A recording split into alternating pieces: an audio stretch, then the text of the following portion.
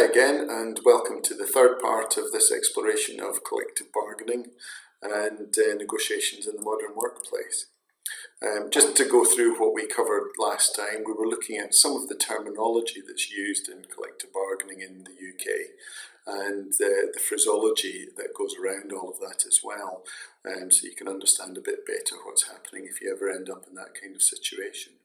This time, what we're going to look at are some of the practical considerations and preparation that you need to do going into such a negotiation. And one of the things that you might want to think as we're going through this is it possible to over-prepare? Okay, so what are the things that you need to consider before you go into the negotiation? I mean, it's worth, first of all, to consider that collective bargaining only really happens where you've got a trade union or trade unions involved with the employer. There are some of the models out there, but in the UK it generally depends on there being unions present. Within that, there's the question of the bargaining group, so to who does the actual negotiation apply? And that can be part of the negotiating agreement that's between an employer and the unions, that they will represent certain members of staff and not others. The ones that they represent will fall within the bargaining group. There is a question then as to what happens when there aren't any unions, and certainly I've had examples where the chief executives have gone into an organisation, discovered that there aren't any unions, and therefore have said, well, who do I negotiate with in that circumstance? And have actually invited unions to come in and actually organise the workforce. There are mechanisms mentioned again in the first session, such as works councils, that can do some levels of negotiation. But again, generally, it's only when there's a union present that it happens. So that does actually raise a question as to why employers resist recognising unions. Now, there's a whole lecture series in that, and there are a whole range of reasons as to why they do. Quite often it's because of the fear factor and because the opinions are often rooted in what unions were perceived to be back in the 1970s. Quite often it's because they don't actually understand that unions have changed, or the bulk of the unions have changed, and are actually usually taking a much more constructive approach towards their interaction with an employer.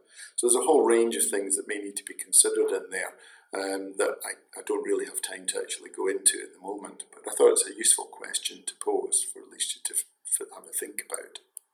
Moving on, there are further considerations that you need to have a think about as well. I've already said about bargaining units, where you may have a union representing a certain group of staff.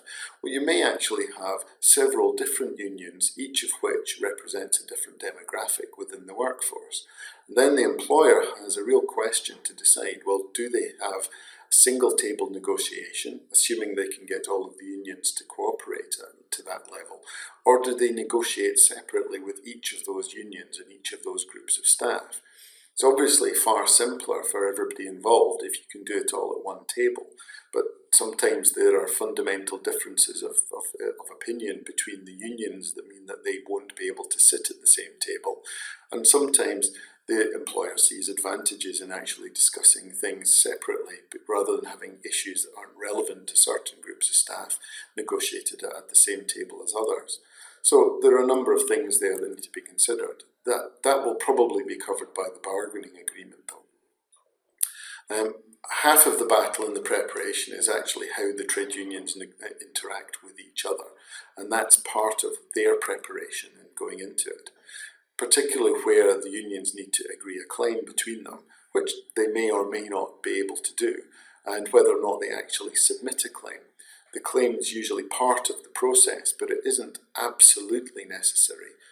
So negotiations can happen without a claim, without a laid out statement of what the unions actually want. So there are things there to be decided. Also, management need to be extremely clear on what their negotiating remit is, as we discussed in the last session. And so they may need to get approval from the board, they may need to get approval from the government, or there may be a group within the company, within a group of companies, that they need to get approvals from. So there are various things that they need to clear through as well. It's important to do a lot of research in the background, and there are different elements of research that need to be done. For the unions, it's worth researching what company accounts are there, mostly in the private sector, but it's a good way to find out what can the company actually afford, because there's no point in asking for more than they can actually put onto the table. Are there political policies that have an impact in there? For example, the public sector pay policy has been very tight over the last years, and actually that's been a big restrictor in terms of the scope for negotiation. It's worth knowing that before you go in. If it's a private company, it's useful to know what dividend is being paid out to shareholders and everything as well, because that dividend is only possible based on the profit that's been generated by the membership. So the union will then logically look to have similar or a proportion of that paid as an increase in staff wages. It's also worth keeping an eye on what's happening elsewhere in the sector. So different companies that do similar things, the competitors and whatever, are they having positive pay settlements? Is pay down? Are there redundancies ongoing, etc.? So you can actually have an idea of what the ground looks like. Very useful, in fact, essential to know what your staff are actually wanting, or your members, if you're in the union rather, to know what their aspirations are, and also to work out whether or not those are realistic and something you can deliver, in which case you might need to do some expectation management. Unions tend to look at inflation, although they tend to look at the retail price index rather than the consumer price index, which is the government's preferred measure.